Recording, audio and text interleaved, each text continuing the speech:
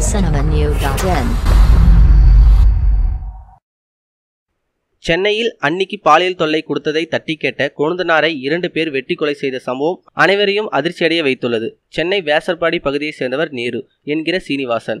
இவர் தனது அண்ணன் ஸ்டீஃபன் வீட்டில் தங்கி வேலை பார்த்து வந்தார். இந்நிலையில் அந்த தெருவை சேர்ந்த சோமன் மற்றும் அவரது அண்ணன் மார்ட்டின் இருவரும் சேர்ந்து ஸ்டீஃபனின் மனைவிக்கு செக்ஸ் டார்ச்சர் கொடுத்துள்ளனர். இதனால் ஆத்திரமடைந்த நேரு இதை பற்றி 2 பேரிடமும் தட்டி கேட்டதாக தெரிகிறது. இதனால் பின்னர் இருவர் மீதும் காவல் நிலையத்தில் புகாரும் அளித்துள்ளார்.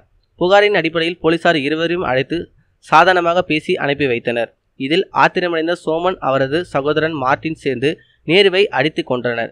இதை பற்றி போலீசாருக்கு தகவல் தெரிவித்ததும் நேருவின் உடலை கைப்பற்றி பிரேத பரிசோதனைக்காக அனுப்பி வைத்தனர். தப்பியோடிய சோமன் மற்றும் மார்ட்டினை தீவிரமாக தேடி வருகின்றனர். தப்பை தட்டி கேட்டவரை கொலை செய்த சம்பவம் அப்பகுதியில் பரபரப்பை ஏற்படுத்தியுள்ளது. மேலும் இதுபோல செய்திகளுக்கு லைக் மற்றும் சப்ஸ்கிரைப் செய்யவும்.